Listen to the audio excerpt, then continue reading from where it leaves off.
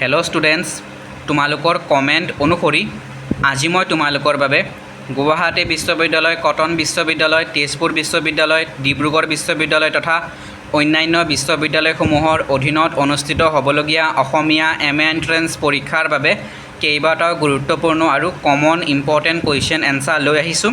লগতে তোমালোকৰ কমেণ্ট অনুসৰি মই ইতিমধ্যে কেইবাটাও গুৰুত্বপূৰ্ণ টপিকছৰ ওপৰত ভিডিঅ' বনাইছোঁ আৰু পৰীক্ষাত আহিবলগীয়া কমন ইম্পৰ্টেণ্ট কুৱেশ্যন এনচাৰো মই আলোচনা কৰাই দিছোঁ। তাৰ উপৰিও তোমালোকৰ কমেণ্ট অনুসৰি মই কি ধৰণে পঢ়ি ফাৰ্ষ্ট ৰেংক পাইছিলোঁ, মই কি কিতাপ পঢ়িছিলোঁ, তোমালোকে চিলেবাছ হিচাপে কি চাব লাগিব, অৰ্থাৎ তোমালোকে চিলেবাছ হিচাপে ডিগ্ৰীৰ গোটেই চিলেবাছ চাব লাগিব। মই এইবোৰ বিষয়ৰ ওপৰত ইতিমধ্যে ভিডিঅ' বনাইছোঁ।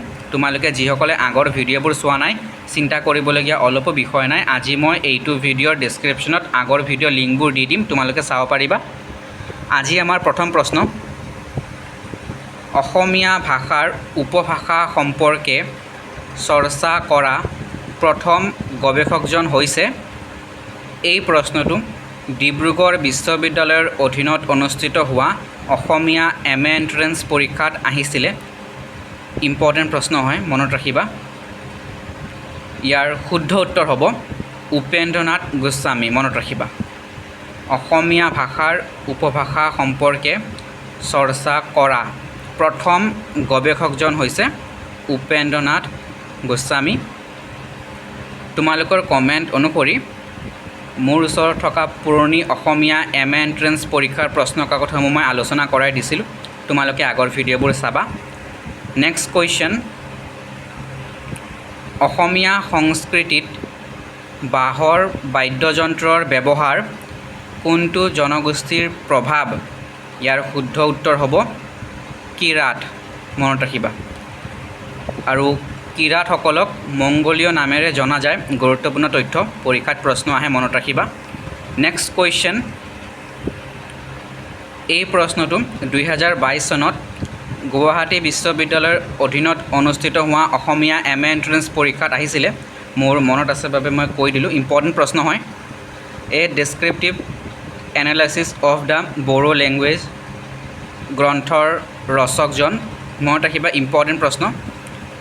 ইয়াৰ শুদ্ধ উত্তৰ প্ৰমোদ চন্দ্ৰ ভট্টাচাৰ্য। মনত ৰাখিবা, a descriptive analysis of the Boro language গ্ৰন্থৰ ৰচকজন প্ৰমোদ চন্দ্ৰ ভট্টাচাৰ্য। মনত ৰাখিবা। নেক্সট কুৱেশ্যন, অসমীয়া জনসাহিত্য গ্ৰন্থখনৰ ৰচক কোন?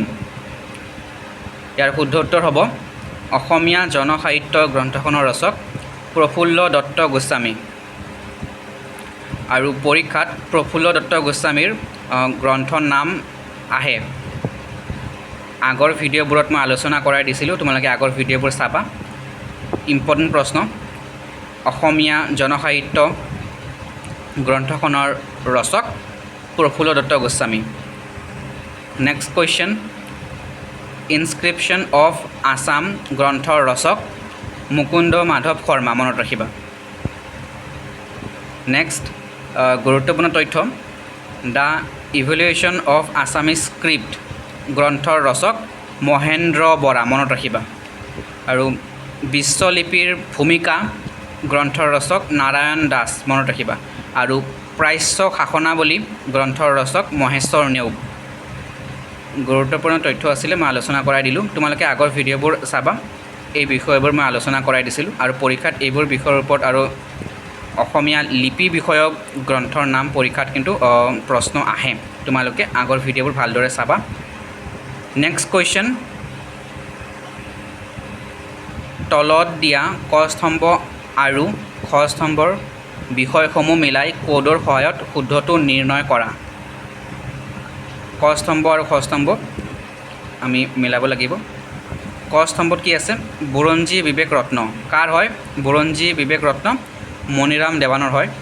আৰু সত্যেন্দ্ৰনাথ শৰ্মাৰ অসমীয়া সাহিত্যৰ সমীক্ষাত্মক ইতিবৃত্ত কিতাপখনত এই গোটেই তথ্যখিনি আছে। তোমালোকে কিতাপখন ভালদৰে পঢ়িবা, পৰীক্ষাত প্ৰশ্ন আহে, গুৰুত্বপূৰ্ণ কিতাপ হয়। এতিয়া ক স্তম্ভৰ লগত খ স্তম্ভ। ক স্তম্ভত বুৰঞ্জী বিবেক ৰত্ন কাৰ হয়? আমি আলোচনা কৰিলোঁ, মণিৰাম দেৱানৰ হয়। নেক্সট কামিনীকান্ত কাৰ হয়? A.K. গাৰ্ণীৰ। নেক্সট হেমচন্দ্ৰ বৰুৱাৰ কি হ'ব কানিয়া কীৰ্তন মনত ৰাখিবা আৰু আনন্দৰাম ঢেকিয়াল ফুকনৰ অসমীয়া ল'ৰাৰ মিত্ৰ গুৰুত্বপূৰ্ণ পৰীক্ষাৰ কাৰণে মনত ৰাখিবা নেক্সট কুৱেশ্যন ছগ্ৰা মিছাৱা অসমৰ কোনটো জনগোষ্ঠীয়ে পালন কৰে গুৰুত্বপূৰ্ণ প্ৰশ্ন হয় মনত ৰাখিবা ছগ্ৰা মিছাৱা অসমৰ কোনটো জনগোষ্ঠীয়ে পালন কৰে ইম্পৰ্টেণ্ট প্ৰশ্ন ইয়াৰ শুদ্ধ উত্তৰ হ'ব তিৱা মনত ৰাখিবা ছগ্ৰা মিছাৱা মনত ৰাখিবা তিৱা জনগোষ্ঠীয়ে পালন কৰে ইম্পৰ্টেণ্ট প্ৰশ্ন হয় নেক্সট কুৱেশ্যন ধন্যালোক গ্ৰন্থৰ প্ৰণেতাজন হ'ল ইয়াৰ শুদ্ধ উত্তৰ হ'ব আনন্দবৰ্ধন মনত ৰাখিবা ধন্যালোক গ্ৰন্থৰ প্ৰণেতাজন হ'ল আনন্দবৰ্ধন মনত ৰাখিবা নেক্সট কুৱেশ্যন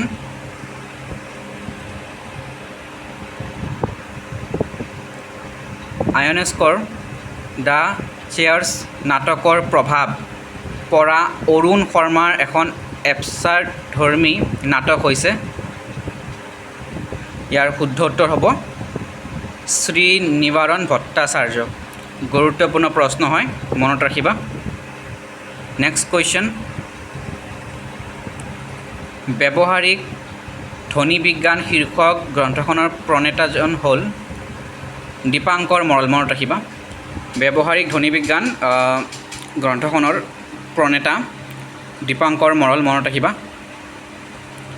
তাৰোপৰিও উপভাষা বিজ্ঞান গ্ৰন্থখনৰ প্ৰণেতাও দীপাংকৰ মৰলে হয় মনত ৰাখিবা ইম্পৰ্টেণ্ট প্ৰশ্ন হয় পৰীক্ষাত আহে নেক্সট কুৱেশ্যন 9বিধ ৰসৰ ভিতৰত অদ্ভুত ৰসৰ স্থায়ীভাৱ আৰু পৰীক্ষাত ৰসৰ ওপৰত কিন্তু প্ৰশ্ন হয় তোমালোকে আগৰ ভিডিঅ'বোৰ ভালদৰে চাবা মই আলোচনা কৰাই দিছিলোঁ প্ৰশ্ন তোমালোকৰ এটা হ'লেও থাকিবই ৰসৰ ওপৰত তোমালোকে ভালদৰে চাবা চাই যাবা পৰীক্ষাৰ বাবে 9বিধ ৰসৰ ভিতৰত অদ্ভুত ৰসৰ স্থায়ীভাৱ আৰু এই প্ৰশ্নটো গুৱাহাটী বিশ্ববিদ্যালয়ৰ অধীনত অনুষ্ঠিত হৈ যোৱা অসমীয়া MA এণ্ট্ৰেন্স পৰীক্ষাত আহিছিলে মনত ৰাখিবা ৰসৰ ওপৰত তোমালোকৰ প্ৰশ্ন আহে ইয়াৰ শুদ্ধ উত্তৰ কি হ'ব 9বিধ ৰসৰ ভিতৰত অদ্ভুত ৰসৰ স্থায়ীভাৱ কি হ'ব ইয়াৰ শুদ্ধ উত্তৰ মনত ৰাখিবা বিস্ময় আৰু নেক্সট প্ৰশ্নলৈ যাওঁ আমি তাৰ উপৰিও গুৰুত্বপূৰ্ণ তথ্য গুৱাহাটী বিশ্ববিদ্যালয়ৰ অধীনত অনুষ্ঠিত হৈ যোৱা অসমীয়া MA এণ্ট্ৰেন্স পৰীক্ষাত এই প্ৰশ্নটো আহিছিলে তাৰ উপৰিও কিন্তু ডিব্ৰুগড় বিশ্ববিদ্যালয়ৰ অধীনত অনুষ্ঠিত হোৱা অসমীয়া MA এণ্ট্ৰেন্স পৰীক্ষাটো ৰসৰ ওপৰত এটা প্ৰশ্ন আহিছিলে শৃংগাৰ ৰসৰ স্থায়ীভাৱ কি হয় মনত ৰাখিবা ৰতি শৃংগাৰ ৰসৰ স্থায়ীভাৱ ৰতি তোমালোকে ৰসৰ ওপৰত ভালদৰে চাই যাবা নেক্সট প্ৰশ্ন স্তম্ভ 1ৰ সৈতে স্তম্ভ 2 মিলোৱা স্তম্ভ 1 স্তম্ভ 2 সাহিত্য দৰ্পণ কাৰ হয় সাহিত্য দৰ্পণ কাৰ হয় মনত ৰাখিবা সাহিত্য দৰ্পণ বিশ্বনাথ কবিৰাজৰ হয় মনত ৰাখিবা নেক্সট নাট্যশাস্ত্ৰ কাৰ হয় সকলোৱে জানা ভৰতমুনিৰ হয় কবিতাৰ দেহ বিচাৰ কাৰ হয় নৱকান্ত বৰুৱাৰ আৰু সাহিত্য বিদ্যা পৰিক্ৰমা তীৰ্থনাথ শৰ্মাৰ নেক্সট কুৱেশ্যন আৰু গুৰুত্বপূৰ্ণ প্ৰশ্ন হয় এইটো ভালদৰে চাবা গ্ৰন্থৰ নাম আৰু ৰচকৰ ওপৰত প্ৰশ্ন হয় গ্ৰন্থৰ নাম আৰু ৰচক ভালদৰে চাই যাবা ইম্পৰ্টেণ্ট প্ৰশ্ন আৰু ভাষা বিজ্ঞান বিষয়ক গ্ৰন্থৰ নাম আৰু তাৰ লগতে ইতিমধ্যে মই কৈ দিছোঁ যে অসমীয়া লিপি বিষয়ক গ্ৰন্থৰ নাম আৰু ৰচকৰ বিষয়ে ভালদৰে চাই যাবা তোমালোকে পৰীক্ষাত প্ৰশ্ন হয় ইনস্ক্ৰিপশ্যন অফ আছাম গ্ৰন্থখনৰ ৰচক কোন মুকুন্দ মাধৱ শৰ্মা গতিকে তোমালোকে গ্ৰন্থৰ নাম আৰু ৰচকৰ বিষয়ে ভালদৰে চাই যাবা পৰীক্ষাত প্ৰশ্ন হয় সেইদৰে ডক্টৰ বাণীকান্ত কাকতিৰ গ্ৰন্থৰ নামো পৰীক্ষাত প্ৰশ্ন হয় তোমালোকৰ ভালদৰে চাবা মাদাৰ গডেছ কামাখ্যা গ্ৰন্থখনৰ ৰচক কোন ডক্টৰ বাণীকান্ত কাকতি ডিব্ৰুগড় বিশ্ববিদ্যালয়ৰ অধীনত অনুষ্ঠিত হোৱা অসমীয়া এম এ এণ্ট্ৰেন্স পৰীক্ষাত এই প্ৰশ্নটো আহিছিলে গতিকে তোমালোকে ভালদৰে চাই যাবা গুৰুত্বপূৰ্ণ প্ৰশ্ন হয় আগৰ ভিডিঅ'বোৰ ভালদৰে চাবা তোমালোকে আমি নেক্সট কুৱেশ্যনলৈ যাম এতিয়া আমাৰ নেক্সট কুৱেশ্যন প্ৰাচীন অসমীয়া কবিসকলৰ ভিতৰত সকলোতকৈ সৰহ সংখ্যক পদ ৰচনা কৰোঁতা কবিজন কোন ইয়াৰ শুদ্ধ উত্তৰ ৰাম সৰস্বতী মনত ৰাখিবা আগৰ ভিডিঅ'ত মই মাধৱ কন্দলী মহাপুৰুষ শ্ৰীমন্ত শংকৰদেৱ অনন্ত কন্দলী ৰাম সৰস্বতী তাৰ উপৰিও মাধৱদেৱ ভট্টদেৱ এওঁলোকৰ বিষয়ে মই আলোচনা কৰাই দিছিলোঁ আগৰ ভিডিঅ'বোৰ চাবা তোমালোকে নেক্সট পৰৱৰ্তী প্ৰশ্নলৈ যাম আমি নেক্সট কুৱেশ্যন ভাৰতবৰ্ষত বিশ্ব সাহিত্য শিৰোনামেৰে প্ৰথম বক্তৃতা প্ৰদান কৰা ব্যক্তিজন হ'ল ইয়াৰ শুদ্ধ উত্তৰ হ'ব ৰবীন্দ্ৰনাথ ঠাকুৰ মনত ৰাখিবা নেক্সট কুৱেশ্যন মাইকেল মধুসূদন দত্তই তেওঁৰ কাব্যত প্ৰয়োগ কৰা অমৃতাক্ষৰ ছন্দৰ আৰ্হিত ৰচনা কৰা অৰুণোদয় যুগৰ দুখন অসমীয়া কাব্য হ'ল ইয়াৰ শুদ্ধ উত্তৰ হ'ব ৰমাকান্ত চৌধুৰীৰ অভিমন্যু বধ কাব্য আৰু ভোলানাথ দাসৰ সীতাহৰণ কাব্য গুৰুত্বপূৰ্ণ প্ৰশ্ন হয় মনত ৰাখিবা ইম্পৰ্টেণ্ট প্ৰশ্ন হয় পৰীক্ষাত প্ৰশ্ন আহে আৰু এই প্ৰশ্নটো ডিব্ৰুগড় বিশ্ববিদ্যালয়ৰ অধীনত অনুষ্ঠিত হোৱা অসমীয়া এম এ এণ্ট্ৰেন্স পৰীক্ষাত আহিছিলে মনত ৰাখিবা গুৰুত্বপূৰ্ণ প্ৰশ্ন হয় নেক্সট কুৱেশ্যন ৰতি স্থায়ীভাৱৰ পৰিণতিত জন্ম হোৱা ৰসবিধৰ নাম কি মনত ৰাখিবা শৃংগাৰ ৰস ইতিমধ্যে মই আলোচনা কৰাই দিছিলোঁ যে কি ধৰণে প্ৰশ্ন আহিছিলে শৃংগাৰ ৰসৰ স্থায়ীভাৱ কি মনত ৰাখিবা ৰতি আৰু এই প্ৰশ্নটো পুৰণি অসমীয়া স্লেট পৰীক্ষাত আহি গৈছিলে স্লেট পৰীক্ষাৰ প্ৰশ্ন কাকতত আহিছিলে এই প্ৰশ্নটো আহিছিলে আৰু গুৰুত্বপূৰ্ণ প্ৰশ্ন ৰসৰ ওপৰত প্ৰশ্ন আহে বুলি মই ইতিমধ্যে কৈছোঁ তোমালোকক মনত ৰাখিবা